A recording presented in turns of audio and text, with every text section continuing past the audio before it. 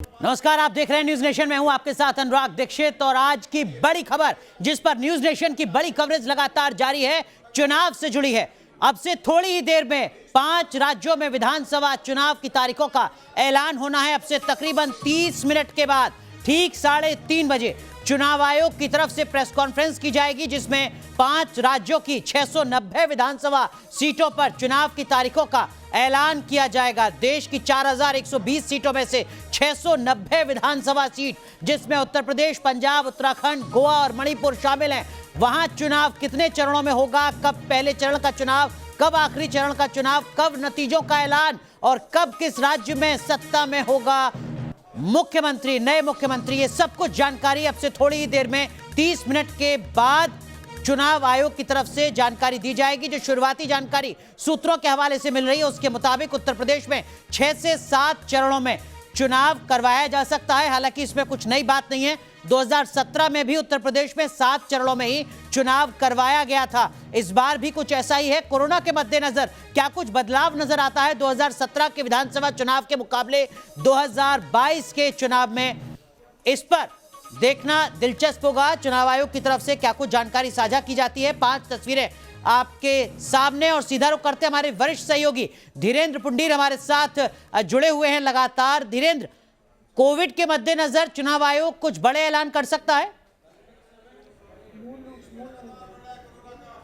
देखिए, यही सब लोगों की निगाहें हैं अनुराग। हर हालत में बड़े ऐलान करने हैं, नई गाइडलाइंस हमको देखनी है और हम इस तरह का चुनाव देखेंगे जिसमें बहुत सारे प्रिकॉशंस चुनाव आयोग अपनी तरफ से तय करेगा। कोई भी चीज चुनाव आयोग इस बार छोड़ने के मूड में नहीं रहेगा, क्योंकि हाई कोर्ट से लेकर सुप्रीम कोर्ट तक पूरे देश की हर, चाहे न्यायपालिका हो चाहे तमाम लोगों खुद, उनकी निगाहें इस चुनाव पर है। क्योंकि इस समय जिस तरह से फैल रहा है वो तमाम रिकॉर्ड टूट चुके हैं। हम सेकंड लहर को अभी तक टूटते हुए देख चुके हैं। लिहाजा चुनाव आयोग कोई गुंजाइश नहीं रखेगा। बस मेरी एक ही बात होगी जो मुझे लगता है कि दिलचस्प होगी ये देखने के लिए, कि अगर गाइडलाइन का फॉलो नहीं किया जाता तो क्या चुनाव को रद्द करने की या चुनाव में कोई जुर्माना लगाने की या पार्टियों पर कोई प्रतिबंध लगाने की इस तरह की कोई धारा के साथ आता है या नहीं आता है। हालांकि इसमें कई सारी लीगल चीजें होंगी अनुराग, लेकिन मुझे लगता है वो देखना दिलचस्प होगा। लेकिन ये आप बिल्कुल ये देखना दिलचस्प होगा। लेकिन इस बीच पंजाब में भी चुनाव की तारीखों के ऐलान से पहले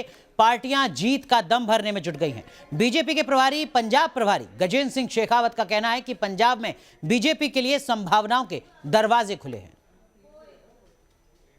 निश्चित रूप से भारतीय जनता पार्टी के लिए संभावनाओं के, असीम संभावनाओं के द्वार पंजाब में खुले हैं। माननीय प्रधानमंत्री जी की रैली में जिस तरह से अवरोध पैदा किए गए, रैली में आने के लिए माननीय प्रधानमंत्री से लेकर के भारतीय जनता पार्टी के सामान्य कार्यकर्ताओं को, सद्भावियों को जिस तरह से रोका गया, ये अपने आप में इस बात की खिसियाट और खींच को दिखाती है कि भारतीय जनता पार्टी का आरंभ एक प्रचंड आगाज के साथ में शुरू हुआ है। आगामी विधानसभा चुनाव को लेकर पंजाब सरकार के मंत्री राजकुमार बेरका से बातचीत की हमारे संवाददाता विशाल ने। में 2022 के विधानसभा के चुनावों की घोषणा आज चुनाव आयोग करने जा रहा है और इस पर बात करने को हमारे साथ पंजाब के कैबिनेट मिनिस्टर राजकुमार बेरका जी हैं। बेरका साहब, आज अनाउंसमेंट होने जा रही है, क्या कहना चाहेंगे? वेलकम है और अच्छा है। लोकतंत्र की यही तो खूबसूरती है कि इलेक्शन कमीशन, हम भी चाहते हैं कि जल्दी से इलेक्शन डिक्लेयर करे और टाइम से सारा प्रोसेस हो। लोकतंत्र में लोग अपना नुमाइंदा चुनते हैं और 5 स्टेटों के जो इलेक्शन हैं, मुझे पूरी उम्मीद है कि लोग कांग्रेस पार्टी को चुनेंगे। और ये भी मैं जानता हूँ कि जो बीजेपी की नीतियाँ हैं, बीजेपी का जो विचार है, वो उनका लोकतंत्र में यकीन नहीं है। वो गुंडातंत्र से जीतना चाहते हैं इलेक्शन। मुझे उम्मीद है कि इलेक्शन कमीशन जो है वो अपना राज धर्म का पालन करेगा और सख्ती के साथ कानून को लागू कराएगा। लेकिन जिस तरह से कहा जा रहा है कि चरणों में जो है चुनाव पंजाब में हो सकते हैं, तो इसके लिए क्या कांग्रेस पार्टी, सरकार तैयार है? मुझे नहीं लगता किसी चरण की ज़रूरत है। यहाँ हमेशा है, जब से देश आज़ाद हुआ है, एक ही चरण में इलेक्शन होते होते हैं और पीसफुल इलेक्शन होते हैं और देश में सबसे ज़्यादा अगर अमन अमान से इलेक्शन होते हैं तो पंजाब में होते हैं। तो पंजाब में कोई ऐसी परेशानी नहीं है, तो पंजाब में वन टाइम इलेक्शन होने चाहिए। जिस तरह से भाजपा कह रही है कि प्रधानमंत्री को ढंग से सुरक्षा नहीं दे पाए, तो चुनाव आने वाले हैं, तो कैसे जो है पंजाब संभलेगा? अरे कोई पहली बात तो ये है, मैंने कहा ये जनता है, ये सब जानती है, जानते हैं कि वो सब लोग कि ये नाटक कर रहे हैं, ड्रामा कर रहे हैं। असल में जो रैली फेल हुई थी, फेलुअर का ठीकरा हमारे ऊपर फोड़ रहे हैं। और अपने साथियों से पूछें जिन्हों के नए उन्होंने अपने पार्टनर बनाए हैं, वो फेल हुए हैं भाई बुरी तरह से। और 70,000 कुर्सियां और 700 बंदा भी ना पहुंचे, शर्म वाली बात है ना ये। तो प्रधानमंत्री बेचारा क्या करता? तो नाटक ही करता ना। तैयार है पंजाब कांग्रेस? तैयार है पंजाब कांग्रेस एकदम तैयार है। तो ये थे पंजाब के कैबिनेट मिनिस्टर राजकुमार विरका, जिनका कहना है कि आज जिस तरह से चुनाव आयोग जो है वो घोषणा करने जा रहा है, तो पंजाब कांग्रेस जो है वो चुनावों को लेकर तैयार है। वीडियो जर्नलिस्ट श्रवण के साथ विशाल ठाकुर, न्यूज़ नेशन, चंडीगढ़। हमारे सहयोगी विद्यानाथ झा भी हमारे साथ जुड़े हुए हैं, जो लगातार इस वक्त उत्तराखंड को कवर कर रहे हैं, हरिद्वार में मौजूद हैं। विद्यानाथ, उत्तराखंड में तमाम पॉलिटिकल पार्टीज की किस तरीके की तैयारियां नजर आई आपको अब तक चुनाव के लिहाज से?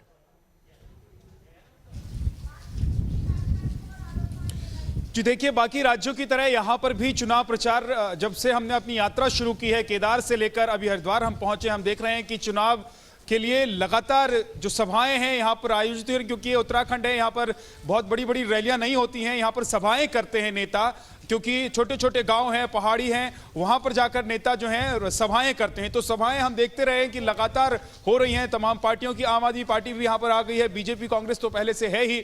लेकिन यहाँ देखिए अनुराग, एक खास बात यह है कि यहाँ पर हर बार देखने को यह मिलता था कि बीजेपी और कांग्रेस यानी कि हर 5 साल बाद यहाँ की जनता जो है वो यहाँ सरकार बदल रही थी।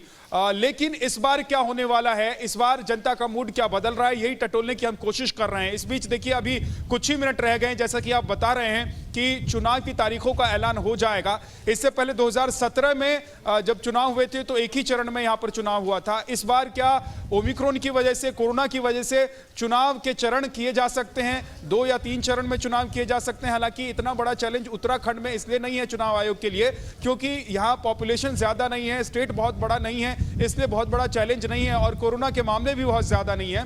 तो लेकिन आने वाले वक्त में मुझे लगता है ऐसा कि मध्य फरवरी से लेकर मध्य मार्च के बीच में चुनाव पूरी तरीके से संपन्न होगा। तो तब तक अगर कोरोना के केस बढ़ते हैं और उत्तराखंड में भी कोरोना के मामले अगर आ जाते हैं तो फिर चुनाव आयोग के लिए यहां चुनाव कराना भी बहुत आसान नहीं होगा। सबसे बड़ी मुश्किल बात होगी उत्तर प्रदेश में चुनाव कराना चुनाव आयोग के लिए अनुराग। लेकिन बिल्कुल विद्या, आलोक पांडे हमारे साथ जुड़ रहे हैं लखनऊ से, सीधा उन्हीं का रुख करते हैं। विद्या माफ कीजिए आपको रोक रहा हूं, आलोक पांडे हमारे सहयोगी लखनऊ से हमारे साथ जुड़ चुके हैं।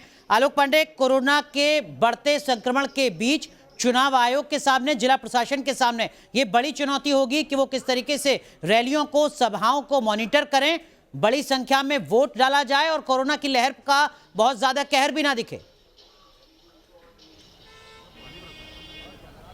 देखिए, सबसे बड़ी चुनौती अगर आज हम 3:30 बजे देखें तो चुनाव आयोग जिन तिथियों को घोषित करेगा और जिन शर्तों के साथ चुनाव कराएगा उसमें सबसे महत्वपूर्ण और चुनौतीपूर्ण यही होगा कि कोरोना को लेकर के चुनाव आयोग की क्या रणनीति है, क्योंकि चुनाव होना जरूरी है। चुनाव कैसे कराया जाए, किन परिस्थितियों में कराया जाए, उसके साथ साथ है कि कोविड प्रोटोकॉल को लेकर के, क्योंकि सबसे बड़ी बात है जान है जहान है, अगर जनता है तभी चुनाव है। इन सब को लेकर के 2022 का ये चुनाव अपने आप में ही एक बहुत ही एक्स्ट्राऑर्डिनरी चुनाव होगा, क्योंकि शायद ये पहला मौका होगा जब चुनाव आयोग पहले से ही शर्तों को निर्धारित करके चुनाव की तिथियां घोषित करेगा या ये 5 राज्य चुनाव में जा रहे होंगे। क्योंकि इससे पहले जो कुछ भी हुआ तो कोविड या तो बीच में आया वरना कोविड नहीं था, ऐसी स्थितियां थी। अब ये देखना है, जहां चुनाव आयोग ने पूरे होमवर्क कर लिए हैं, जिन राज्यों में चुनाव होना था वहां जा चुका है और उसके बाद अब चुनाव तिथियां घोषित करने की बारी है।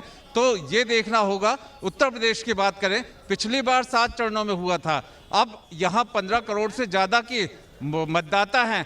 ऐसी बड़ी संख्या 403 विधानसभा, लंबाई चौड़ाई अगर उत्तर प्रदेश की देखी जाए तो वो भी अच्छी खासी है। ऐसे में किस तरह से चुनाव आयोग तिथियों के साथ साथ कोविड का पालन कराता है वो बहुत महत्वपूर्ण है। बिल्कुल, तारीखों से ज्यादा अहम बात यह कि चुनाव आयोग कोरोना को लेकर क्या कुछ गाइडलाइन जारी करता है।